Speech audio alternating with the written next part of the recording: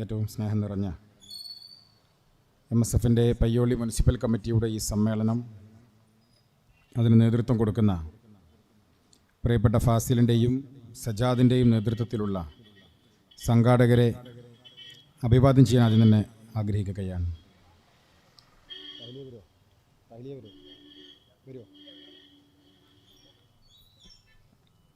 മുസ്ലിം ലീഗിൻ്റെയും youth ലീഗിൻ്റെയും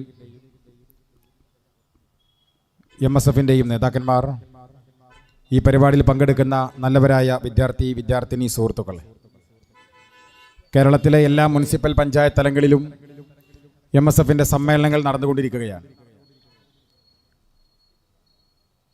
അതിൻ്റെ ഭാഗമായാണ് Payyoli municipal കമ്മിറ്റിയുടെ നേതൃത്വത്തിൽ റാലിയും ഈ സമ്മേളനവും നടന്നുകൊണ്ടിരിക്കുന്നത്. 6,36,636 മെമ്പർഷിപ്പുകൾ കേരളത്തിൽ വിതരണം ചെയ്ത് ആ മെമ്പർഷിപ്പിൻ്റെ അടിസ്ഥാനത്തിൽ അതിൻ്റെ ഘടകങ്ങളെ പുനഃസംഘടിപ്പിക്കുന്ന ഒരു പ്രക്രിയയിലാണ് MSF ഉള്ളത്.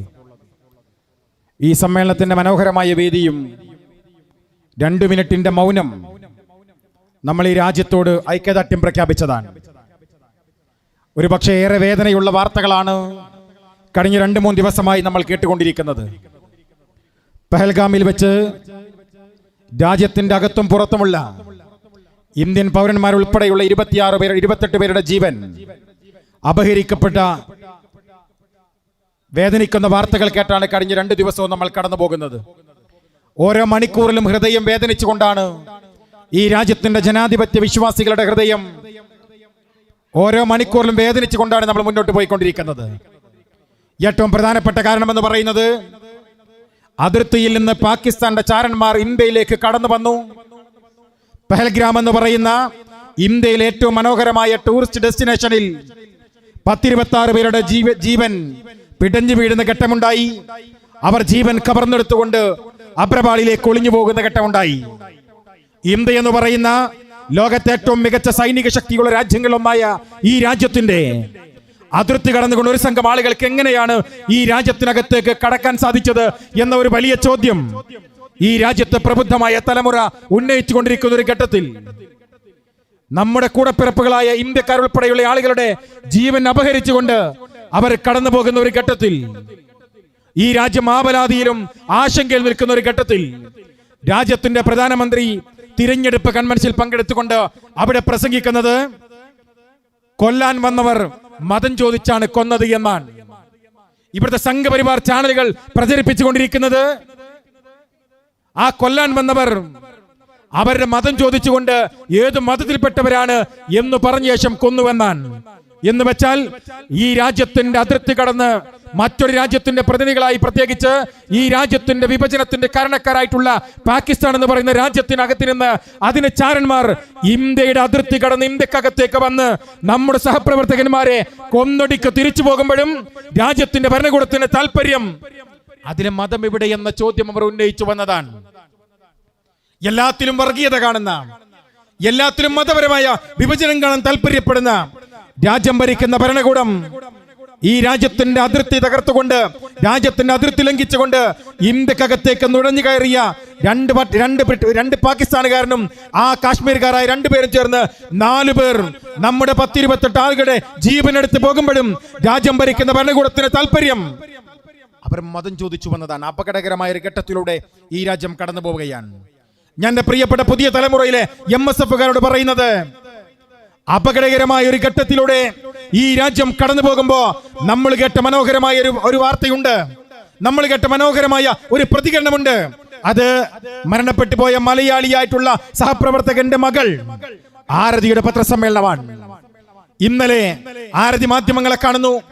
ഇന്ന് അദ്ദേഹത്തിന്റെ ശവസംസ്കാര ചടങ്ങുകൾ മുഴുവൻ ചാനലുകളും ലൈവായി ടെലികാസ്റ്റ് ചെയ്യുന്നു. നിറക്കണ്ണുകളുമായി നമ്മുടെ പ്രിയപ്പെട്ട സഹോദരി ആരതി മാധ്യമങ്ങൾക്ക് മുന്നിൽ നിൽക്കുന്ന ചിത്രം നമ്മൾ മറന്നുപോയിട്ടില്ല. ഒരു ഭാഗത്ത് രാജ്യം ഭരിക്കുന്ന ഭരണകൂടം ഈ പറയുന്ന അക്രമത്തിന്റെ മതം തിരയലിനെ കുറിച്ച് അവർ വാചാലമാവുകയും അത് തിരഞ്ഞെടുപ്പ് കൺവെൻഷനിലെ അജണ്ടയാക്കി മാറ്റുകയും ചെയ്യുമ്പോ, മറുഭാഗത്ത് ആരതി എന്ന് പറയുന്ന മലയാളിയായിട്ടുള്ള ആ പെൺകുട്ടി മാധ്യമങ്ങളെ കണ്ടു പറഞ്ഞത്, എനിക്ക് 2 സഹോദരന്മാരുണ്ട്, ഈ ദുരന്തം എനിക്ക് 2 സഹോദരന്മാരെ സമ്മാനിച്ചിരിക്കുന്നു. ഒരാളുടെ പേർ മുസാഫർ എന്നാണ്, മറ്റൊരാളുടെ പേർ അമീർ എന്നാണ്. എനിക്ക് കാശ്മീരിൽ 2 സഹോദരങ്ങളുണ്ട്, നാളിതുവരെ ഞാൻ കണ്ടിട്ടില്ലാത്ത. എന്നാൽ എന്റെ അച്ഛന്റെ നെഞ്ചകത്തിലേക്ക് ഈ ചാരന്മാർ വെടിയുതിർത്ത് അച്ഛൻ പിടഞ്ഞു വീണ് മരിച്ചപ്പോ ഇനി എന്തു ചെയ്യണമെന്നറിയാതെ ഞങ്ങൾ സന്തോഷത്തോടുകൂടി കടന്നു വന്ന ജമ്മു കാശ്മീരിന്റെ താഴ്വരകൾ നിരായുധരായി നിൽക്കുന്ന ഞങ്ങളുടെ നേരെ അവർ വെടിയുതിർത്തപ്പോ മരണപ്പെട്ടു പോയ അച്ഛന് മുൻപിൽ ഇനി എന്തു ചെയ്യണമെന്നറിയാതെ ജീവനുള്ള എന്റെ കുഞ്ഞുങ്ങളെയും കൂട്ടി ഓടി ഒളിക്കുന്ന സമയം ഞങ്ങളെ സംരക്ഷിച്ച, ഞങ്ങളെ ചേർത്ത് വെച്ച അച്ഛന്റെ മൃതശരീരം പോസ്റ്റ്മോർട്ടത്തിന് വേണ്ടി കൊണ്ടുപോകുമ്പോ ഞങ്ങളെ വാഹനത്തിൽ കൊണ്ടുപോയി പുലർച്ചെ 3 മണി വരെ ഞങ്ങളോടൊപ്പം നിന്ന് തിരിച്ച് ഞങ്ങളെ കൊണ്ടുപോയി ഹോട്ടലിലാക്കി.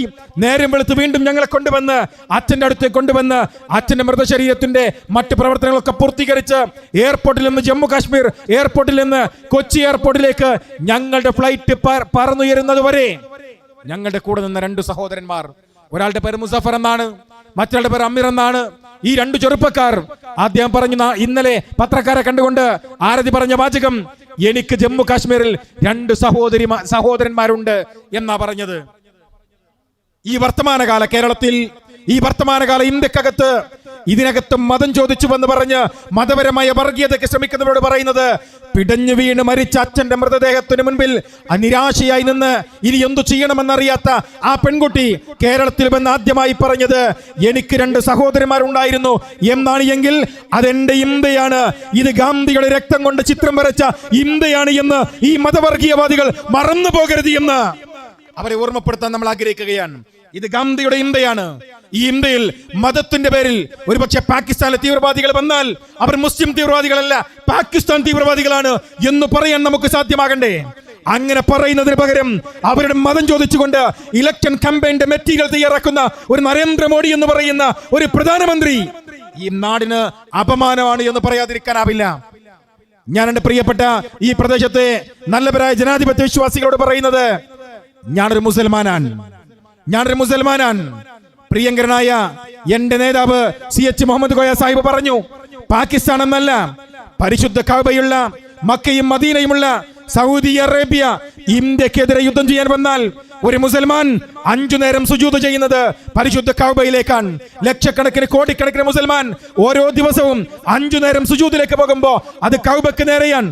ആ കഅബയുള്ളത് സൗദി അറേബ്യയിലാണ്. പരിശുദ്ധ റസൂലുള്ളത് ഈ പറയുന്ന സൗദി അറേബ്യയിലാണ്. CH മുഹമ്മദ് കോയ സാഹിബ് പറഞ്ഞു, പാകിസ്ഥാൻ എന്നല്ല അദ്ദേഹം പറഞ്ഞത്, പാകിസ്ഥാൻ എന്നല്ല, ഇന്ത്യക്ക് നേരെ സൗദി അറേബ്യ യുദ്ധത്തിന് വന്നാൽ, പരിശുദ്ധ മക്കയും മദീനയുമുള്ള സൗദി അറേബ്യ യുദ്ധത്തിന് വന്നാൽ ആ യുദ്ധത്തിന്റെ മുന്നണി പോരാളിയായി ഇന്ത്യക്ക് വേണ്ടി യുദ്ധം ചെയ്യാൻ മുസ്ലിം ലീഗിന്റെ പ്രവർത്തകന്മാരുണ്ടാകും എന്ന് പ്രഖ്യാപിച്ചത് മഹാനായ CH മുഹമ്മദ് കോയ സാഹിബാൻ.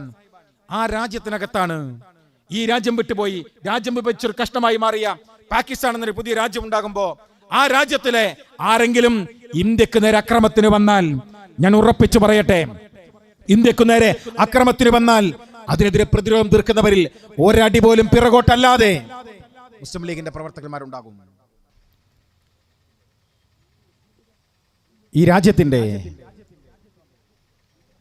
ഈ രാജ്യവുമായി ബന്ധപ്പെട്ട രാജ്യക്കൂറ് തെളിയിക്കാൻ അതിന് സർട്ടിഫിക്കറ്റുമായി വരേണ്ട ഒരു ഗതികേടിലേക്ക് ഏതെങ്കിലും ഒരു സമുദായത്തെ കൊണ്ടുപോകാമെന്നാണ് സംഘപരിവാർ ശക്തികൾ കരുതുന്നുവെങ്കിൽ വളരെ കൃത്യമായി നിങ്ങളോട് പറയാം, ഈ രാജ്യത്തിന്റെ സ്വാതന്ത്ര്യം 1947 ഓഗസ്റ്റ് മാസം 15-ന് ഈ രാജ്യം പിറവിയെടുക്കുമ്പോ രാജ്യത്തിന് ധനസ്ഥിതിയുണ്ട്. ബ്രിട്ടീഷുകാരൻ നിരന്തരമായി ഉപയോഗിക്കപ്പെട്ട ഒരു രാജ്യം. ആ കരിമ്പൻ ചണ്ടിക്കണക്കെ ബ്രിട്ടീഷുകാരൻ വലിച്ചെറിഞ്ഞ ഇന്ത്യ അത് തകർന്നു പോയ ഒരു ഇന്ത്യയായിരുന്നു. ആ ഇന്ത്യയിലാണ് രണ്ടാമത് ഒരു പുനഃസൃഷ്ടിക്ക് വേണ്ടി പണ്ഡിറ്റ് ജവഹർലാൽ നെഹ്റുവിന്റെ നേതൃത്വത്തിൽ ഇന്ത്യ ഏകോപിപ്പിച്ചുകൊണ്ട് ഒരു പുതിയ രാഷ്ട്ര നിർമ്മാണത്തിന് നമ്മൾ നേതൃത്വം കൊടുക്കുന്നത്. ആ സമയത്ത് നിങ്ങൾ അറിയേണ്ടത്, നൂറ്റാണ്ടുകളുടെ ഭരണത്തിൽ ബ്രിട്ടീഷുകാരന് മുമ്പിൽ തകർന്നു തരിപ്പണമായി പോയ ഒരു രാജ്യത്തെ പുനർനിർമ്മിക്കാൻ വേണ്ടി പണ്ഡിറ്റ് ജവഹർലാൽ നെഹ്റു പടാപ്പാട് പെടുന്ന ഒരു ഘട്ടത്തിൽ, ഇന്ത്യയുടെ പ്രധാനമന്ത്രിയായി പണ്ഡിറ്റ് ജീവിക്കുന്ന ഒരു ഘട്ടത്തിൽ രാജ്യത്തിന്റെ അതിർത്തി തർക്കമുണ്ടായി. ചൈനയുമായി രാജ്യത്ത് അതിർത്തി തർക്കം ഉണ്ടായി. ആ അതിർത്തി തർക്കം നിലനിൽക്കുന്ന ഒരു ഘട്ടത്തിൽ ഈ രാജ്യത്ത് പട്ടാളക്കാരന് പണം കൊടുക്കാൻ കാശില്ലാതെ വന്ന ഒരവസ്ഥയുണ്ടായി. ബ്രിട്ടീഷുകാരൻ ചൂഷണം ചെയ്തു പോയ ഈ രാജ്യത്തിന്റെ അതിർത്തി കാക്കുന്ന പട്ടാളക്കാരന് പോലും ആയുധങ്ങൾ വാങ്ങാൻ പണമില്ലാത്ത ഒരു ഘട്ടത്തിൽ ഇന്ത്യയുടെ പാർലമെന്റ് യോഗം ചേർന്നു. പാർലമെന്റ് ചർച്ച നടക്കുകയാണ്. നമ്മുടെ അതിർത്തി പ്രദേശത്തെ ഇതാ മറ്റൊരു രാജ്യം ആക്രമിക്കപ്പെടുകയാണ്. ഇനി എന്തു ചെയ്യുമെന്ന ചോദ്യമാണ്. ആ ചോദ്യത്തിന് മുൻപിൽ ഇന്ത്യയുടെ പാർലമെന്റ് നിശബ്ദമായി നിൽക്കുന്ന പാർലമെന്റിൽ ഒരാൾ എണീറ്റ് നിന്നു. ചരിത്രം വായിക്കണം നിങ്ങൾ. ഒരു പാർലമെന്റ് മെമ്പർ എണീറ്റ് നിന്നിട്ട് പറഞ്ഞൊരു വാചകമുണ്ട്: ഇന്ത്യയുടെ പാർലമെന്റ്, ഇന്ത്യ എന്ന് പറയുന്ന രാജ്യത്തിന്റെ അതിർത്തി കാക്കാൻ നമ്മുടെ പ്രിയപ്പെട്ട പട്ടാളക്കാർക്ക് വേണ്ടി, ആ പട്ടാളക്കാർക്ക് ആയുധങ്ങൾ നൽകുന്നതിന് വേണ്ടി, അവരെ ആയുധങ്ങൾ സമാഹരിക്കുന്നതിന് വേണ്ടി പണമില്ലാത്തതിന്റെ പേരിൽ അതിർത്തിയിൽ അവർ വീണുപോയിക്കൂടാ. അതുകൊണ്ട് ഈ രാജ്യത്തിന്റെ പാർലമെന്റ് മെമ്പർ എന്ന രീതിയിൽ എനിക്ക് നൽകുന്ന പാർലമെന്റ് അലവൻസ് ഉണ്ടല്ലോ, അത് ഞാൻ രാജ്യത്തിന്റെ യുദ്ധ ഫണ്ടിലേക്ക് സംഭാവന ചെയ്യുന്നുവെന്ന് ആദ്യം ഒരു പാർലമെന്റ് മെമ്പർ പറഞ്ഞു. അതിന് പിറകെ മുഴുവൻ പാർലമെന്റ് അംഗങ്ങളും എണീറ്റെന്ന് പറഞ്ഞു. അതെ, ഈ രാജ്യത്തിന്റെ ഞങ്ങൾ പാർലമെന്റ് അംഗങ്ങൾ മുഴുവൻ ആളുകളും ഞങ്ങളുടെ പണം പ്രിയപ്പെട്ട പണ്ഡിറ്റ്ജി രാജ്യത്തിന്റെ യുദ്ധ ഫണ്ടിലേക്ക് നൽകുന്നു എന്ന് പറഞ്ഞുകൊണ്ട് രാജ്യത്തിന്റെ അതിർത്തി കാക്കാൻ സാമ്പത്തികം തടസ്സമായി വന്നപ്പോ പ്രചോദിതമായ ഒരു പാർലമെന്റ് ഇന്ത്യക്കുണ്ടായിരുന്നു. ആ പാർലമെന്റിൽ ആദ്യമായി എണീറ്റ് നിന്ന് അതിന് തയ്യാറാണെന്ന് പറഞ്ഞ രാഷ്ട്രീയ നേതാവിന്റെ പേര് ഖായിദെ മില്ലത്ത് മുഹമ്മദ് ഇസ്മായിൽ സാഹിബ് എന്ന് പറയുന്ന മുസ്ലിം ലീഗിന്റെ നേതാവാണ്. അങ്ങനെ ഒരു ചരിത്രം, ഗതകാല ചരിത്രം ഈ രാജ്യത്തിനുണ്ട്. ഒരു പക്ഷേ ഇന്ന് രാജ്യത്തിന്റെ അതിർത്തി കടന്ന് പാകിസ്ഥാൻ ചാരന്മാർ രാജ്യത്തേക്ക് വരുമ്പോ നമ്മൾ ഉയർത്തുന്ന ചില ചോദ്യങ്ങളുണ്ട്. എങ്ങനെയാണ് ഒരു രാജ്യത്തിന്റെ അതിർത്തി കടന്ന് മറ്റൊരു രാജ്യത്തിന്റെ അക്രമികൾക്ക് ഇങ്ങോട്ട് കടക്കാൻ സാധിച്ചത്? ഉത്തരം പറയേണ്ടത് രാജ്യം ഭരിക്കുന്ന ഭരണകൂടമാണ്. അവിടെയും തീരുന്നില്ല. പിന്നെയും ചോദ്യം, നിരന്തരമായി വെടിവെച്ച ആളുകളെ കൊന്ന് അവരെങ്ങോട്ടാണ് ഒളിഞ്ഞുപോയത്? അതുമായി ബന്ധപ്പെട്ട ഉത്തരം പറയേണ്ടത് ഈ ഭരണകൂടമാണ്. പിന്നെയും ഒരു ചോദ്യമുണ്ട്. കഴിഞ്ഞ 3 വർഷക്കാലമായി രാജ്യത്തിന്റെ പട്ടാളത്തിലേക്ക് റിക്രൂട്ട്മെന്റ് നടത്താതെ സ്തംഭനാവസ്ഥ ഉണ്ടാക്കിയത് ആരാണ്? ആ ചോദ്യത്തിന് ഉത്തരം ഉണ്ടാകണ്ടേ? രാജ്യം ഭരിക്കുന്ന ഭരണകൂടത്തോട് നമ്മൾ ചോദിക്കുന്ന ചോദ്യമാണ്, ആരാണ് ഈ അവസ്ഥ ഉണ്ടാക്കിയത്? ആരാണ് ഈ രാജ്യത്ത് പട്ടാളത്തിലേക്കുള്ള റിക്രൂട്ട്മെന്റ് നിർത്തിവെച്ചുകൊണ്ട് അഗ്നിപഥ് എന്ന് പറയുന്ന ഒരു പദ്ധതി പ്രഖ്യാപിച്ചത്? ആ പദ്ധതി പ്രഖ്യാപിക്കുന്ന സമയത്ത് രാഹുൽ ഗാന്ധി പറഞ്ഞില്ലേ, രാജ്യത്തിന്റെ പ്രതിപക്ഷ നേതാവ് പറഞ്ഞില്ലേ, അങ്ങനെ ഒരു പദ്ധതി പ്രഖ്യാപിച്ചാൽ അത് രാജ്യത്തിന്റെ പട്ടാളക്കാർക്ക് പോരാടാനുള്ള അവരുടെ പ്രചോദനത്തിന് വീഴ്ച സംഭവിക്കും. അങ്ങനെ സംഭവിച്ചാൽ അത് പ്രയാസകരമാകുമെന്ന് അന്നേ ദിവസം നമ്മൾ പറഞ്ഞു വെച്ചതാണ്. അപ്പോ ഈ രാജ്യത്ത് ഇങ്ങനെ ഒരു വീഴ്ച സംഭവിച്ച ഉത്തരവാദിത്തം ആരാണ്? ആ ഉത്തരവാദികളായ ആളുകൾ അവർ പുതിയ ഉത്തരം കണ്ടെത്തുകയാണ്, മതം ചോദിച്ചു എന്ന പേരിൽ. അതുകൊണ്ട് അങ്ങനെ മതം പറഞ്ഞ് തകർക്കാൻ കഴിയുന്ന രാജ്യമല്ല ഇന്ത്യ എന്ന് നിങ്ങൾക്ക് ബോധ്യപ്പെടുന്നത് നല്ലതാണ്. സംഘപരിവാറിനോട് ഞങ്ങൾ പറയുന്നത്, മതം ചോദിച്ച് തകർക്കാൻ കഴിയുമായിരുന്നുവെങ്കിൽ ഞങ്ങൾ ഉറപ്പിച്ച് അടിപറയിട്ട് പറയട്ടെ, ഈ രാജ്യത്തെ വഖഫ് നിയമത്തിന്റെ പേരിൽ മുസൽമാനെ മാത്രം ഒറ്റ നിർത്തി ആക്രമിക്കാം എന്നു കരുതി നിങ്ങൾ കൊണ്ടുവന്ന നിയമത്തിനെതിരെ ഇന്ത്യ എന്ന് പറയുന്ന രാജ്യത്തെ മതേതര വിശ്വാസികൾ ഒരുമിച്ചിരുന്ന് ചെറുത്തു തോൽപ്പിച്ചതാണ് ഇന്നും അത് നടപ്പിലാക്കാൻ കഴിയാതെ നിങ്ങൾ പ്രതിസന്ധിയിൽ നിൽക്കുന്നത് എന്നോർക്കുന്നത് നല്ലതാണ്. അഭിമന്യായ സയ്യിദ് സാദിഖ് അലി ശിഹാബ് തങ്ങൾ ഇന്ന് യോഗം ഉദ്ഘാടനം ചെയ്യേണ്ടതായിരുന്നു. നിങ്ങൾക്കറിയാം, ഇതുമായി ബന്ധപ്പെട്ട് വഖഫുമായി ബന്ധപ്പെട്ട് വളരെ സുപ്രധാനമായ ഒരു മീറ്റിംഗ് ഇന്ന് നടന്നുകൊണ്ടിരിക്കുകയാണ്. അദ്ദേഹത്തിന് അത് തീർത്തു പോരാൻ കഴിയാത്തതിനാൽ ആ യോഗത്തിൽ തന്നെ പങ്കെടുത്തുകൊണ്ടിരിക്കുകയാണ്. അതുകൊണ്ട് തന്നെ ഞാൻ നിങ്ങളോട് പറയുന്നു, അങ്ങനെ നമ്മുടെ നേതാക്കന്മാർ വളരെ കൃത്യമായി വളരെ അജണ്ട രൂപീകരിച്ചുകൊണ്ട് വളരെ പ്രത്യേകതയോടുകൂടി ഈ കേസിനെ നോക്കിക്കാണുകയാണ്. ആ രൂപത്തിലാണ് രാജ്യത്ത് മുസ്ലിം ലീഗിന്റെ നേതാക്കന്മാർ മുന്നോട്ട് പോയിക്കൊണ്ടിരിക്കുന്നത്. MSF ഈ സമ്മേളനത്തിൽ പങ്കെടുക്കുന്ന വിദ്യാർത്ഥി സമൂഹത്തോട് ഞാൻ പറയുന്നത്, നമ്മൾ ഈ സമ്മേളനം നടത്തി മുന്നോട്ട് പോകുമ്പോൾ നമ്മൾ വിളിക്കുന്ന ഒരു മുദ്രാവാക്യമുണ്ട്. ആ മുദ്രാവാക്യം ധാർമ്മികതയുടെ പ്രതലത്തിലുണ്ടായ മുദ്രാവാക്യമാണ്. ഒരു പുതിയ കാലത്തിന് വിദ്യാർത്ഥിയോട് നീ എങ്ങനെ വളരണമെന്നും നീ എങ്ങനെ ജീവിക്കണമെന്നും അവരോട് നിർദ്ദേശിക്കപ്പെടുന്ന ഒരു രാഷ്ട്രീയത്തെയാണ് MSF മുന്നോട്ട് വെക്കുന്നത്.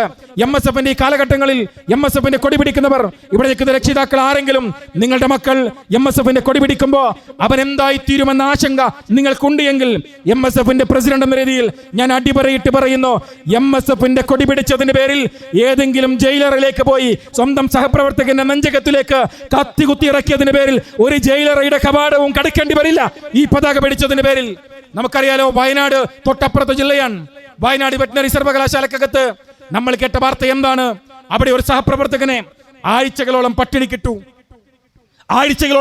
കിട്ടു എന്ന് മാത്രമല്ല, ആ പട്ടിണി കിട്ട സഹപ്രവർത്തകനെ പിന്നീട് അതിക്രൂരമായി മർദ്ദിച്ചു.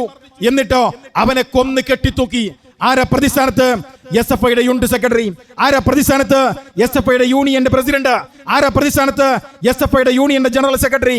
ഞാൻ ഈ രക്ഷിതാക്കളോട് പറയുന്നു, MSFന്റെ കൊടി പിടിച്ചതിന്റെ പേരിൽ, അങ്ങനെ ഒരാളെയും കൊന്നതിന്റെ പേരിൽ നിങ്ങളുടെ മക്കളുടെ പേരുണ്ടാവില്ല എന്നത് അടിപറയിട്ട് പറയാൻ ഞാൻ ആഗ്രഹിക്കുകയാണ്. നമുക്കറിയാം, നമ്മൾ കേട്ട വാർത്തയുണ്ട്. എന്താ നമ്മൾ കേട്ട വാർത്ത? കോട്ടയത്തെ മെഡിക്കൽ കോളേജിനടുത്തുള്ള നഴ്സിംഗ് കോളേജിനകത്ത് ഒരു സഹപ്രവർത്തകന്റെ 2 കൈയും 2 കാലും ഒരു കട്ടിൽ കെട്ടിയിടുകയാണ്. എന്നിട്ട് മാരടത്തിലൂടെ കോമ്പസ് കൊണ്ട് ചിത്രം വരച്ച് കളിക്കുകയാണ്. അട്ടഹസിക്കുന്ന വാർത്തകൾ നമ്മൾ കേൾക്കുകയാണ്. ആ കോമ്പസ് കൊണ്ട് നെഞ്ചകത്ത് ചിത്രം വരയ്ക്കുമ്പോ ആ മുറിവിലൂടെ പെനോയിൽ ഒഴിച്ച് ആ ചെറുപ്പക്കാരൻ വേദന കൊണ്ട് പുളകിതമാകുമ്പോ, വേദന കൊണ്ട് ആർത്തു വിളിക്കുമ്പോ പൊട്ടിച്ചിരിക്കുന്ന ഒരു സംഘം ആളുകൾ. എന്തൊരു വേദനയുള്ള ചിത്രമാണ്. മലയാളിക്ക് സുപരിതമല്ലാത്ത ഒരു ചിത്രം. ഒരുത്തന്റെ നെഞ്ചകത്തിൽ കോമ്പസ് കൊണ്ട് മുറിവുണ്ടാക്കുകയാണ്. ആ മുറിവിലേക്ക് പെനോയിൽ ഒഴിക്കുകയാണ്. ആ വേദനയിൽ അവൻ കിടന്നു പുളയുമ്പോ അട്ടഹസിച്ചിരിക്കുന്ന ഒരു കൂട്ടം ആളുകൾ. വാർത്തകൾ പുറത്തു വന്നില്ലേ? എന്റെ ജില്ലയിലെ മമ്പാട് എന്ന് പറയുന്ന കൊച്ചു പ്രദേശത്തെ അവിടുത്തെ SFIയുടെ ഏരിയ സെക്രട്ടറിയാണ് പ്രതിസ്ഥാനത്ത് വന്നത്. ഇതെന്ത് മനുഷ്യത്വമാണ്? ഇതെന്ത് മനുഷ്യരൂപീകരണമാണ്?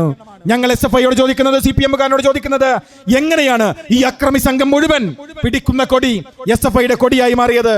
അടിവരയിട്ട് ഞങ്ങൾ പറയുന്നു, കേരളത്തിന്റെ രാഷ്ട്രീയ ചരിത്രത്തിൽ അങ്ങനെ ഏതെങ്കിലും ഒരു കൊലപാതകത്തിൽ, അങ്ങനെ ഏതെങ്കിലും ഒരു അക്രമത്തിനകത്ത് പ്രതിയാകാത്ത വിദ്യാർത്ഥി സംഘടനയുടെ പേരാണ് MSF എന്ന അഭിമാനത്തോടു കൂടി പറയാൻ ഞങ്ങൾക്ക് സാധ്യമാകും. കഴിഞ്ഞ 5 വർഷം മുൻപ് ദ ക്യൂ എന്ന് പറയുന്ന ഒരു ഓൺലൈൻ ചാനൽ, അതിന് അവതാരിക ഒരു ഇന്റർവ്യൂ നടത്താൻ MSFന്റെ പ്രസിഡന്റ് ഉണ്ട്, അതുപോലെ തന്നെ SFIയുടെ പ്രസിഡന്റ് ഉണ്ട്, KSUവിന്റെയും ABVPയുടെയും പ്രസിഡന്റ് ഉണ്ട്. എല്ലാവരോടും ചോദിക്കാൻ, നിങ്ങൾക്ക് എത്ര രക്തസാക്ഷികളുണ്ട് ക്യാമ്പസിനകത്ത്? ക്യാമ്പസിൽ എത്ര പേരുടെ ജീവൻ ഈ സംഘടന വളരാൻ വേണ്ടി നിങ്ങൾക്ക് നഷ്ടപ്പെടുത്തേണ്ടി വന്നു? SFI പറഞ്ഞു, ഞങ്ങൾക്ക് 60ഓളം പേരെ, ഏറ്റവും അവസാനം മഹാരാജാസിലെ ഞങ്ങളുടെ സഖാവ് ഉൾപ്പെടെ 60ഓളം വരുന്ന പ്രവർത്തകന്മാരുടെ ജീവൻ ബലിയഴിപ്പിക്കേണ്ടി വന്നിട്ടുണ്ട് എന്ന് SFI പറഞ്ഞു. മറ്റു വിദ്യാസംഘങ്ങളുടെ നേതാക്കന്മാരോട് ചോദിച്ചു, അവർ പറഞ്ഞു, ഞങ്ങൾക്ക് ഇത്ര പേരെ ബലി കഴിപ്പിക്കേണ്ടി വന്നിട്ടുണ്ട്. അവസാനം MSFന്റെ അധ്യക്ഷനോട് ചോദിച്ചപ്പോ അദ്ദേഹം പറഞ്ഞൊരു മറുപടിയുണ്ട്. ഈ പതാക MSFന്റെ അർദ്ധചന്ദ്രാങ്കിത നക്ഷത്രാങ്കിത ഹരിത ധവള പതാക കേരളത്തിന്റെ ക്യാമ്പസുകൾ ഉയർന്നു പറക്കാൻ ഒരു ജീവൻ പോലും നൽകേണ്ടി വന്നിട്ടില്ലാത്ത സംഘടനയുടെ പേരാണ് MSF എന്ന് പറയുന്നത്. ഈ പതാക പിടിക്കാൻ ഞങ്ങൾക്ക് ക്യാമ്പസിൽ രക്തസാക്ഷി ഉണ്ടാക്കേണ്ടി വന്നിട്ടില്ല. എന്നാൽ ഞങ്ങൾ ഇന്ന് കേരളത്തിലെ 5 സർവകലാശാലയിൽ ഭരണപക്ഷത്തിരിക്കുന്ന പാർട്ടിയാണ്. നമുക്കറിയാം, കാസർഗോഡ് സെൻട്രൽ യൂണിവേഴ്സിറ്റിയിൽ MSFന് ഭരണ പങ്കാളിത്തമുണ്ട്. കണ്ണൂർ യൂണിവേഴ്സിറ്റിയിൽ സെനറ്റിൽ MSFന് 2 പേരുടെ ഭരണ പങ്കാളിത്തമുണ്ട്. കാലിക്കറ്റ് യൂണിവേഴ്സിറ്റിയിൽ സെനറ്റിൽ 4 പേരും യൂണിവേഴ്സിറ്റി യൂണിയന്റെ ഭരണ പങ്കാളിത്തവും MSFനുണ്ട്. ആരോഗ്യ സർവകലാശാലക്കകത്ത് നമുക്ക് ഭരണ പങ്കാളിത്തമുണ്ട്. കേരള യൂണിവേഴ്സിറ്റിക്കകത്ത് ഞങ്ങൾക്ക് ഭരണ പങ്കാളിത്തമുണ്ട്, സെനറ്റിൽ പങ്കാളിത്തമുണ്ട്. 5 സർവകലാശാലകളിൽ ഭരണ പങ്കാളിത്തമുള്ള അത്യപൂർവമായ ഒരു നിമിഷത്തിലൂടെ ഈ സംഘടന കടന്നു പോകുമ്പോഴും അടിവരയിട്ട് ഞാൻ പറയുന്നു, ഈ സംഘടനയുടെ പ്രതാപകാലത്ത് ഈ പതാക ഉയർത്തിപ്പിടിക്കാൻ ഒരാളുടെ ജീവനോ ഒരാളുടെ ജീവിതമോ നശിപ്പിക്കേണ്ടി വന്നിട്ടില്ലാത്ത പാർട്ടിയുടെ പേരാണ് MSF എന്ന് പറയുന്നത്. അങ്ങനെയാണ് ഞങ്ങൾ ഈ സംഘടനയെ മുന്നോട്ട് കൊണ്ടുപോയത്. ഞങ്ങൾ MSFന്റെ മെമ്പർഷിപ്പ് എടുത്ത പ്രവർത്തകന്മാരോട് പറയുന്നത്, ഈ കാലഘട്ടം എന്ന് പറഞ്ഞാൽ നിങ്ങളുടെ മനുഷ്യനെ രൂപപ്പെടുത്തേണ്ട കാലമാണ്. നിങ്ങളുടെ മനുഷ്യനെ രൂപപ്പെടുത്തേണ്ട കാലമാണ്. അങ്ങനെ ഒരു രൂപീകരണ കാലത്തിലൂടെയാണ് നിങ്ങൾ മുന്നോട്ട് പോകേണ്ടത്. MSF ആഗ്രഹിക്കുന്നതാണ്. ഞങ്ങൾ ആവർത്തിച്ച് പറയുന്നു, എന്റെ പ്രിയപ്പെട്ട വിദ്യാർത്ഥി സുഹൃത്തുക്കളോട്, കാലം ദിശ തെറ്റി ഒഴുകുന്ന ഒരു കാലത്താണ് നമ്മളുള്ളത്. ദിശ തെറ്റി ഒഴുകുന്ന കുത്തൊഴുക്കിലാണ് ഈ കാലമുള്ളത്. കാലത്തിനൊപ്പം ഒഴുകുക എന്നത് സ്വാഭാവികമായി സംഭവിക്കും.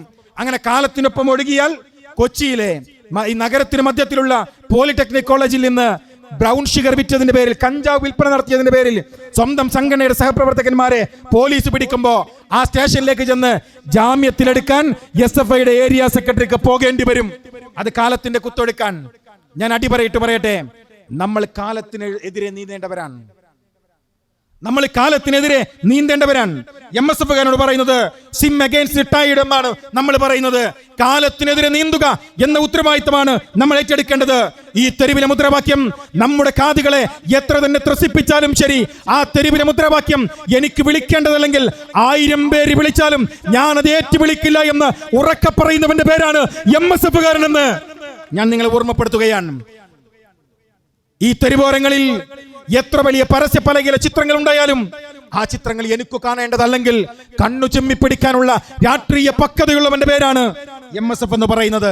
അങ്ങനെയാണ് ഈ കാലഘട്ടത്തെ MSF നിർവചിക്കാൻ ആഗ്രഹിക്കുന്നത്. അങ്ങനെയാണ് നിങ്ങളുടെ പ്രവർത്തനങ്ങളെ മുന്നോട്ട് കൊണ്ടുപോകേണ്ടത്. വർത്തമാനകാലം നമുക്കറിയാം, ലഹരി പിടിപെട്ട ഒരു സമൂഹം അത് വ്യാപകമായ രൂപത്തിലേക്ക് നമ്മുടെ കുടുംബങ്ങളിലേക്കും നമ്മുടെ അയൽപക്കങ്ങളിലേക്കും നാടുകളിലേക്കും കടന്നു വരികയാണ്. എത്ര ദുരന്തമുള്ള വാർത്തകളാണ് നമ്മൾ കേട്ടത്. നോക്കൂ, നിങ്ങൾ തൊട്ടപ്പുറത്ത് നമ്മൾ കേട്ട ഒരു വാർത്തയുണ്ട്. എന്താ വാർത്ത? പരിശുദ്ധ റമദാന്റെ തൊട്ട് മുൻപ് പ്രിയപ്പെട്ട മകൻ ഉമ്മയെ കഴുത്തറുത്തു കൊല്ലുകയാണ്. ഉമ്മയെ കഴുത്തറുത്തു കൊല്ലുന്ന മകൻ ആ മകൻ കഴുത്തറുത്ത് കൊന്നു എന്ന് മാത്രമല്ല, ആ കൊല്ലുന്ന സമയത്ത് ഉമ്മയുടെ അവസാനത്തെ പിടച്ചിലും അവന്റെ ഹൃദയം പിടച്ചില്ല.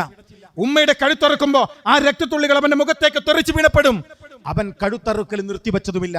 അത്രമേൽ അവനെ മൂകനാക്കിയിട്ടുള്ളത് ലഹരിയായിരുന്നു എന്ന് നമ്മൾ ഈ റമദാന്റെ തൊട്ട് മുൻപ് വായിച്ചു. റമദാന്റെ രണ്ടാമത്തെ പത്തിലേക്ക് എത്തിയപ്പോ നമ്മൾ കേട്ട വാർത്ത മുഹമ്മദ് അഫാൻ എന്ന് പറയുന്ന തിരുവനന്തപുരത്ത് ഒരു ചെറുപ്പക്കാരനാണ്.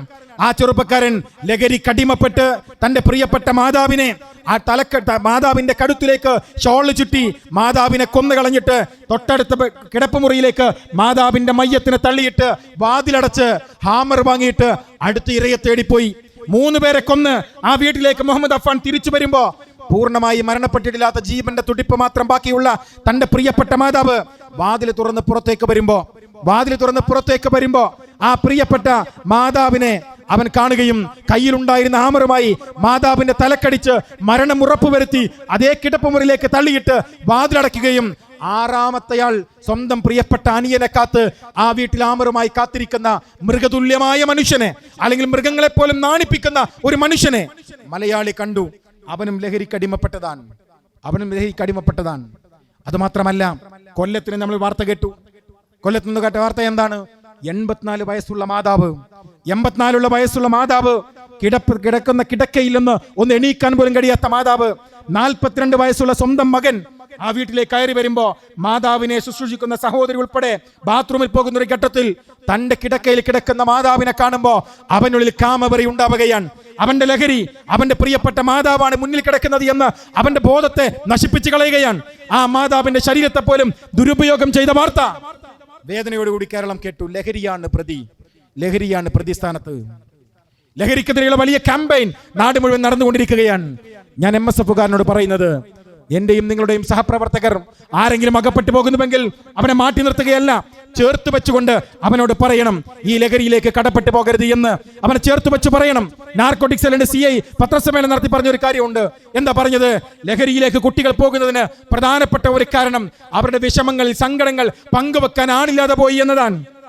സങ്കടങ്ങൾ പങ്കുവെക്കാൻ കഴിയാതെ വരുമ്പോ, പരീക്ഷയിൽ തോറ്റതാകട്ടെ, പ്രണയം നഷ്ടപ്പെട്ടതാകട്ടെ, ഏതെങ്കിലും സബ്ജക്റ്റിൽ മാർക്ക് കുറഞ്ഞതാകട്ടെ, സൗഹൃദങ്ങൾ നഷ്ടപ്പെട്ടതാകട്ടെ, ക്യാമ്പസിൽ പരസ്പരം ഉണ്ടായിട്ടുള്ള അക്രമങ്ങളാകട്ടെ, എല്ലാത്തിന്റെയും വേദനയിൽ ലഹരിയിൽ അടിമപ്പെടുന്ന ഒരു സമൂഹം, അങ്ങനെ ഒരു സമൂഹം കേരളത്തിൽ രൂപപ്പെട്ടു വരുന്നു. അതിനെതിരെ പരിച തീർക്കേണ്ടതുണ്ട് നമുക്ക്, അതിനെതിരെ പ്രതിരോധം തീർക്കേണ്ടതുണ്ട് നമുക്ക്.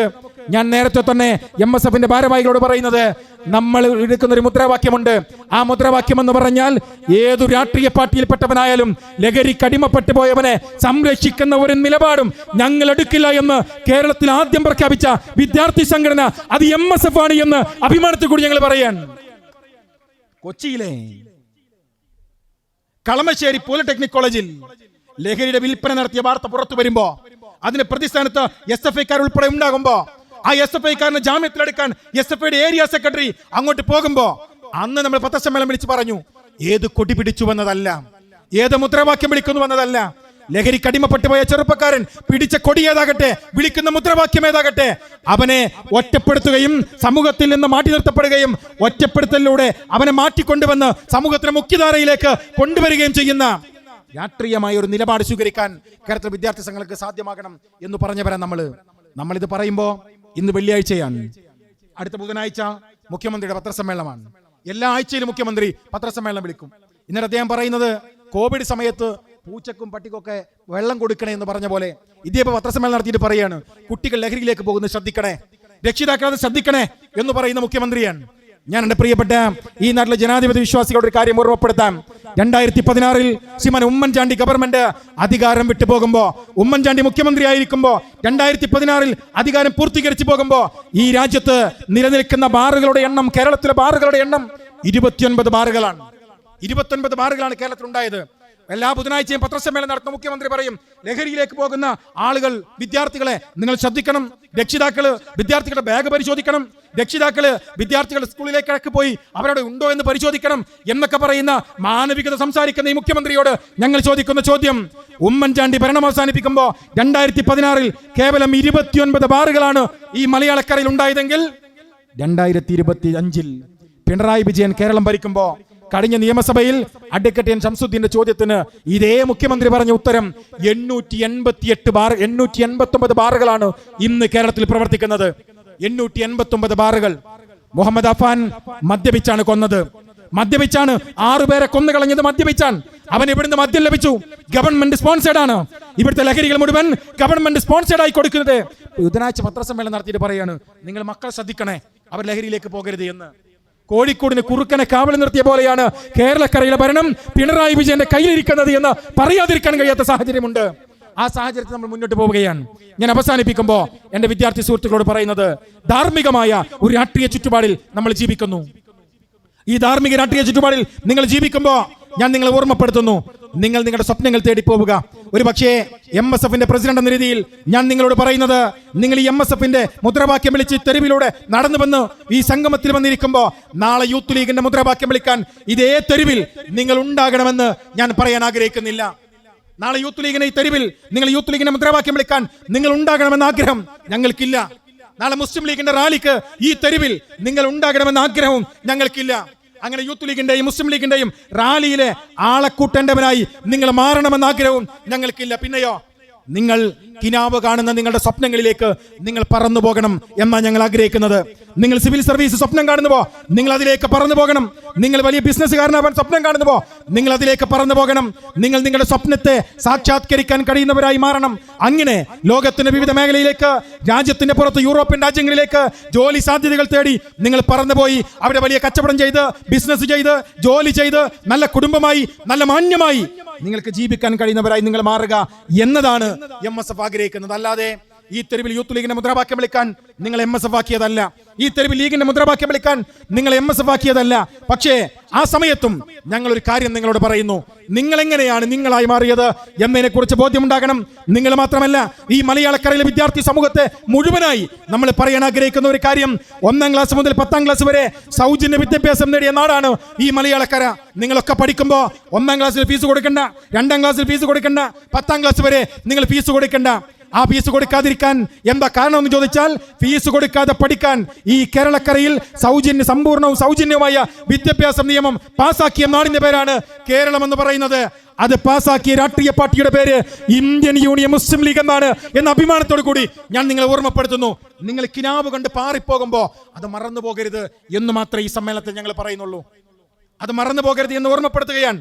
+1 +2 ഇവിടെ വലിയ സമരം നടത്തി. നമ്മൾ MSF വലിയ പോരാട്ടം നടത്തി കഴിഞ്ഞ ജൂൺ മാസത്തിൽ. എന്താ കാരണം?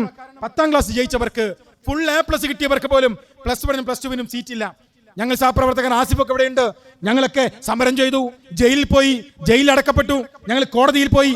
കോടതി പോയപ്പോ കോടതി പറഞ്ഞൊരു സ്റ്റേറ്റ്മെന്റ് ഉണ്ട്. എന്താ സ്റ്റേറ്റ്മെന്റ് എന്നറിയോ? പഠിക്കാൻ സീറ്റില്ലെങ്കിൽ അത് കൊടുക്കാൻ ഉത്തരവാദിത്തമുണ്ട്. ആർക്ക്? ആ കുട്ടിയുടെ മാതാവിന് എന്നല്ല കോടതി പറഞ്ഞത്. ആ കുട്ടിയുടെ പിതാവിന് എന്നല്ല കോടതി പറഞ്ഞത്. പിന്നെയോ, ഭരിക്കുന്ന ഭരണകൂടത്തിന് അതിന് ഉത്തരവാദിത്തമുണ്ട്. കാരണം 10ാം ക്ലാസ് കഴിഞ്ഞാൽ +1 +2 സൗജന്യവും സമ്പൂർണവുമായ വിദ്യാഭ്യാസം നടപ്പിലാക്കിയ നാടിന്റെ പേരാണ് കേരളം എന്ന് പറയുന്നത്. അന്ന് വിദ്യാഭ്യാസ വകുപ്പ് കൈകാര്യം ചെയ്ത രാഷ്ട്രീയ പാർട്ടിയുടെ പേര് ഇന്ത്യൻ യൂണിയൻ മുസ്ലിം ലീഗ് എന്നാണ്. നിങ്ങൾ യൂത്ത് ലീഗിന്റെ ജാഥയിൽ പങ്കാളിത്തമാകണം എന്ന് ഞങ്ങൾ പറയുന്നില്ല. നിങ്ങൾ മുസ്ലിം ലീഗിന്റെ റാലിയിലെ ആൾക്കൂട്ടമായി മാറണം എന്ന് ഞങ്ങൾ പറയുന്നില്ല.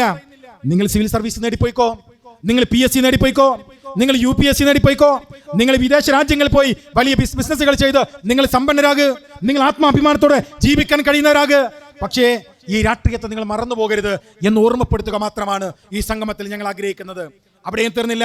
1956 നവംബർ 1 കേരളപ്പിറവിക്ക് ശേഷം കേരളത്തിൽ ആദ്യമായി നിർമ്മിക്കപ്പെട്ട സർവകലാശാല അത് കാലിക്കറ്റ് യൂണിവേഴ്സിറ്റിയാണ്. അത് നിർമ്മിച്ച രാഷ്ട്രീയ നേതാവിന്റെ പേര് CH മുഹമ്മദ് കോയ എന്നാണ് എന്ന് അടിവരയിട്ട് ഓർമ്മപ്പെടുത്താൻ. അത് മാത്രമല്ല, തൊട്ടപ്പുറത്ത് കണ്ണൂർ ജില്ല സർവകലാശാല ഏതാണ്? കണ്ണൂർ യൂണിവേഴ്സിറ്റിയാണ്. ഏതാ കണ്ണൂർ ജില്ല?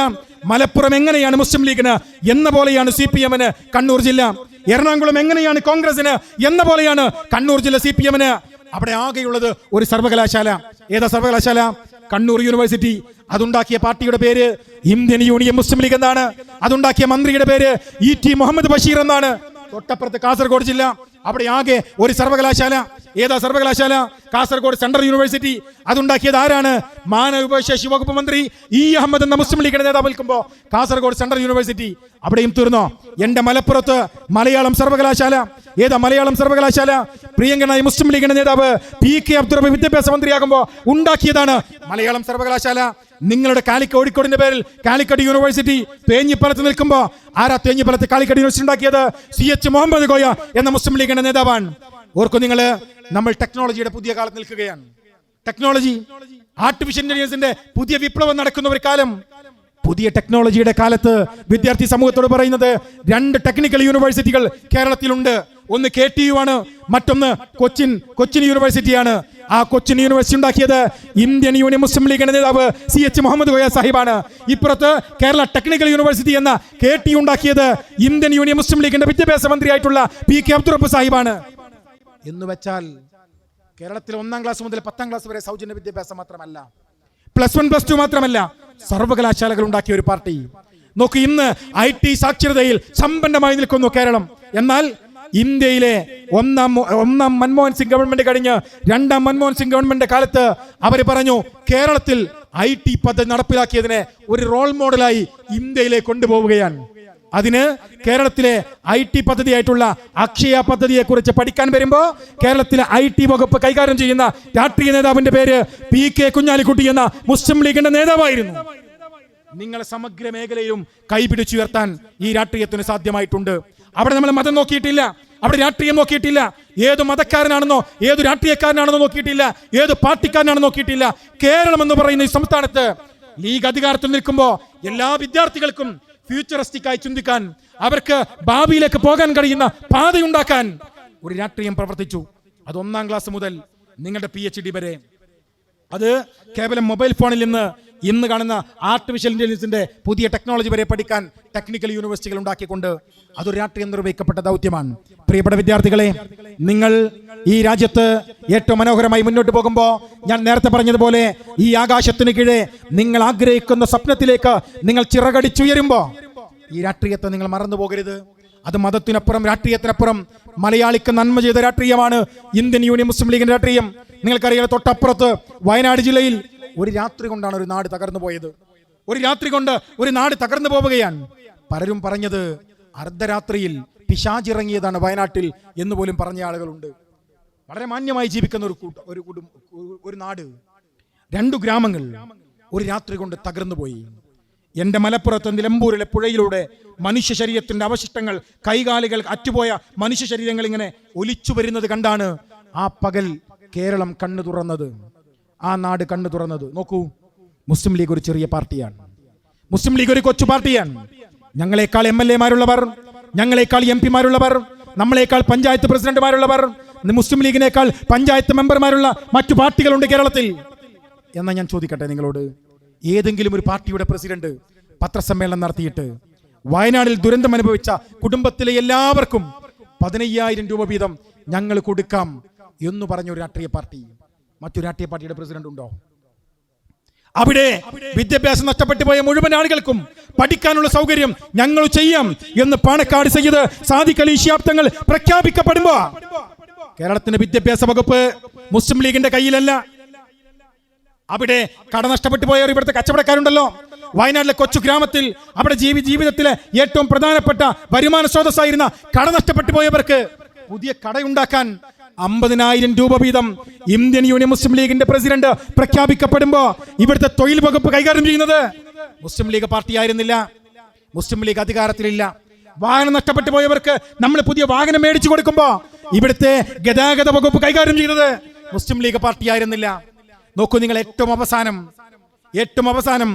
105 കുടുംബങ്ങൾക്ക് വീടിന് തറക്കല്ലിട്ട് കഴിഞ്ഞു ഈ രാഷ്ട്രീയ പാർട്ടി. ഒരു രാഷ്ട്രീയ പാർട്ടി നിർവഹിക്കുമ്പോ അപ്പുറത്തൊരു ഗവൺമെന്റ് ഉണ്ട്. അപ്പുറത്തൊരു ഗവൺമെന്റ് എത്ര 860 കോടി രൂപ ജനങ്ങൾ സമാഹരിച്ചു കൊടുത്ത ഒരു ഗവൺമെന്റ്. അവർ അവിടുത്തെ കുടുംബങ്ങൾക്ക് 8 മാസത്തിനിടയിൽ 2,000 രൂപയുടെ ഒരു കിറ്റാണ് കൊടുത്തത്. നിങ്ങൾ അറിയണം, ഒരു ഗവൺമെന്റ് മെഷീനറി വയനാട്ടിലെ ദുരന്തത്തിൽപ്പെട്ട 600-ൽ പരം വരുന്ന കുടുംബങ്ങൾക്ക് ഒരു തവണയാണ് 2000 രൂപയുടെ ഒരു കൂപ്പൺ കൊടുത്തത്. എന്നാൽ ഞാൻ ഈ സംസാരിക്കുന്ന നിമിഷം വരെ ആ 600-ൽ പരം കുടുംബങ്ങളും ഭക്ഷണം കഴിക്കുന്നുണ്ട് എന്ന് ഉറപ്പുവരുത്തിയ രാഷ്ട്രീയ പാർട്ടിയുടെ പേരാണ് ഇന്ത്യൻ യൂണിയൻ മുസ്ലിം ലീഗ് എന്ന് നിങ്ങൾ അഭിമാനത്തോടു കൂടി പറയണം. എല്ലാ മാസവും അവർക്ക് ആവശ്യമായ ഭക്ഷണ സാധനം അവിടുത്തെ സൂപ്പർ മാർക്കറ്റിൽ നിന്ന് വാങ്ങാം. എന്നിട്ടോ അതിന്റെ ബില്ല് മാസം മാസം കൊണ്ടുപോയി അടയ്ക്കും. അധികാരമില്ലാത്ത ഒരു ലീഗാണ് ഈ വിപ്ലവം നടത്തിയത്. അധികാരമില്ലാത്ത ലീഗാണ്. അധികാരത്തിന്റെ തണലിൽ ഞാൻ നേരത്തെ പറഞ്ഞ സൗകര്യങ്ങൾ ചെയ്യുമ്പോൾ അധികാരമില്ലാത്ത ലീഗ് വിപ്ലവങ്ങൾ നിർവഹിക്കപ്പെടുകയാണ്. ലീഗിനെ ബദലാക്കാൻ ശ്രമിക്കുന്നവർ, ലീഗിനെ തകർക്കാൻ ശ്രമിക്കുന്നവർ, ഈ അങ്ങാടിയിലെ ഞങ്ങളുടെ വിരോധികളോട് ഞങ്ങൾ പറയുന്നത്, ലീഗ് തകരട്ടെ എന്നാഗ്രഹിക്കുന്നവരോട് ഞങ്ങൾ തകർന്നാൽ ഞങ്ങൾക്ക് പകരമാകാൻ മറ്റാരുണ്ട്? നിങ്ങൾ ഉത്തരം പറ. വയനാട്ടിൽ 600-ൽ പരം കുടുംബങ്ങൾക്ക് ചികിത്സയ്ക്ക് വേണ്ടി ധനസഹായം നിർവഹിക്കാൻ ഞങ്ങൾ നിർവഹിക്കപ്പെടുമ്പോൾ മറ്റേതു രാഷ്ട്രീയ പാർട്ടി ഉണ്ടായി? ഒരാളും ഉണ്ടായില്ലല്ലോ. അവിടുത്തെ 600-ഓളം വരുന്ന കുടുംബങ്ങൾ ഞങ്ങൾ അവരുടെ ഭക്ഷണം ഉറപ്പുവരുത്തുമ്പോൾ മറ്റേതു രാഷ്ട്രീയ പാർട്ടി ഉണ്ടായി? MLA-മാർ ഞങ്ങളെക്കാൾ കൂടുതലുള്ളവർ, MP-മാർ ഞങ്ങളെക്കാൾ കൂടുതലുള്ളവർ, പഞ്ചായത്ത് പ്രസിഡന്റുമാർ ഞങ്ങളെക്കാൾ കൂടുതലുള്ളവർ, ഈ തെരുവിൽ രാഷ്ട്രീയ പാർട്ടിക്കാരുണ്ടല്ലോ. നിന്റെ പാർട്ടി ചെയ്യാതിരിക്കുമ്പോ അത് ചെയ്ത രാഷ്ട്രീയ പാർട്ടിയുടെ പേരാണ് ഇന്ത്യൻ യൂണിയൻ മുസ്ലിം ലീഗ് എന്ന് നിങ്ങൾ ഓർമ്മപ്പെടുത്തുകയാണ്. ഇത് തകരണമെന്ന് ആഗ്രഹിക്കുന്ന ഞങ്ങളുടെ ശത്രുക്കളോട് പറയുന്നത്, ഇത് തകരണ്ട, ഇതൊരു തണലായി, ഇതൊരു വൃക്ഷമായി, ഇതൊരു കായ്കനി നൽകുന്ന ഒരു മരമായി ഈ നാട്ടിൽ അങ്ങനെ നിലനിൽക്കട്ടെ. ഇതാരെയും ഉപദ്രവിച്ചിട്ടില്ല. ഈ രാഷ്ട്രീയം ആരെയും ഉപദ്രവിച്ചിട്ടില്ല. മുനമ്പത്തിന്റെ പേരിൽ മതവർഗീയതയുണ്ടാക്കാൻ BJP ശ്രമിക്കുമ്പോ അഭിമന്യനായ പാണക്കാട് സയ്യിദ് സാദിഖ് അലി ശിഹാബ് തങ്ങൾ ആ മുനമ്പത്തേക്ക് ചെന്ന് അവിടുത്തെ ക്രൈസ്തവ സമൂഹത്തോട് നിങ്ങൾ ഒരാളും പടിയിറങ്ങില്ല എന്ന് പ്രഖ്യാപിക്കുമ്പോ അത് മതേതരത്വത്തിന്റെ സൗന്ദര്യമായിരുന്നു. കഴിഞ്ഞ 2 ആഴ്ച മുമ്പ് കോഴിക്കോട്ട് പത്രസമ്മേളനം നടത്തിയിട്ട് ക്രൈസ്തവ മേധാവിയായിട്ടുള്ള ഒരു അച്ഛൻ പത്രസമ്മേളനം നടത്തിയിട്ട് പറഞ്ഞു, 2 പേർ ഞങ്ങൾക്ക് ഉറപ്പ് നൽകിയിട്ടുണ്ട്, ഞങ്ങൾക്ക് പ്രതിസന്ധി ഉണ്ടാവില്ല എന്ന്. ഒന്നാമത്തെയാൾ കേരളത്തിന്റെ മുഖ്യമന്ത്രി ശ്രീമാൻ പിണറായി വിജയനാണ്. രണ്ടാമത്തെയാൾ മുസ്ലിം ലീഗിന്റെ പ്രസിഡന്റ് സയ്യിദ് സാദിഖ് അലി ശിഹാബ് തങ്ങളാണ്. അദ്ദേഹം പറഞ്ഞ വാചകമാണ്. ഒന്നാമത്തെയാൾ കേരളത്തിന്റെ മുഖ്യമന്ത്രിയാണ്, രണ്ടാമത്തെയാൾ മുസ്ലിം ലീഗിന്റെ പ്രസിഡന്റ് സയ്യിദ് സാദിഖ് അലി ശിഹാബ് തങ്ങളാണ്. ഞാൻ ചോദിക്കട്ടെ, ഇവിടെ മറ്റു രാഷ്ട്രീയ പാർട്ടികൾ ഞങ്ങൾ തകരണമെന്ന് ആഗ്രഹിക്കുന്നവരോട് മറ്റെല്ലാ രാഷ്ട്രീയ പാർട്ടിക്കും പ്രസിഡന്റുമാരുണ്ടല്ലോ, അല്ലെങ്കിൽ സെക്രട്ടറിമാരുണ്ടല്ലോ. നിങ്ങൾ ഒരു പാർട്ടിയുടെ സെക്രട്ടറിയുടെ പേരും അവർ പറഞ്ഞില്ല, ഒരു പാർട്ടിയുടെ പ്രസിഡന്റിന്റെ പേരും പറഞ്ഞില്ല. അഭിമന്യനായ തങ്ങളുടെ പേര് പറയുമ്പോ അത് ഈ പാർട്ടിയിൽ ഇവിടുത്തെ സമൂഹത്തിനുള്ള വിശ്വാസമാണ്. അത് തകർത്തുകൂടാ. രാഷ്ട്രീയ ലാഭത്തിന് വേണ്ടി മുനമ്പത്തിന് പേരിൽ രാഷ്ട്രീയം കളിച്ചോ CPM-ഉം BJP-യും പരസ്പരം ഹിന്ദുവിനെയും മുസൽമാനെയും ക്രിസ്ത്യാനിയെയും പരസ്പരം തല്ലിക്കുന്ന രൂപത്തിലേക്ക് നിങ്ങൾ കൊണ്ടുപോകുമ്പോഴാണ് അഭിമന്യനായ തങ്ങള് പാലക്കാട് ബൈ ഇലക്ഷന്റെ പേരിൽ അത് ദുരുപയോഗം ചെയ്തുകൊണ്ടിരിക്കുന്ന ഒരു ഘട്ടത്തിൽ മുനമ്പത്തേക്ക് പോകുന്നത്.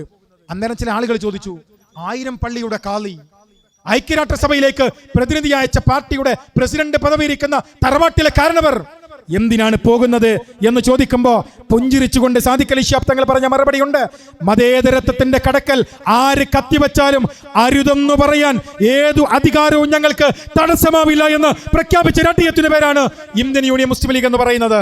പ്രിയപ്പെട്ട കുട്ടികളെ, നിങ്ങൾ സ്വപ്നം തേടി ഈ ആകാശത്തിന് കീഴെ എത്ര തന്നെ ചിറകടിച്ചുയരുമ്പോഴും നിങ്ങളെ നിങ്ങളാക്കി മാറ്റാൻ സംഭാവനകൾ നൽകിയ ഒരു രാഷ്ട്രീയ പാർട്ടി ഈ മണ്ണിൽ ഉണ്ടായിരുന്നുവെന്ന ഓർമ്മകൾ നിങ്ങൾക്ക് മുമ്പിൽ സമർപ്പിച്ചുകൊണ്ട് ഈ ചടങ്ങ് തുടക്കം കുറിച്ചുകൊണ്ട് ഉദ്ഘാടനം ചെയ്തുകൊണ്ട് ഞാൻ അവസാനിപ്പിക്കുന്നു. ജയ് ഹിന്ദ്, ജയ് മുസ്ലിം ലീഗ്.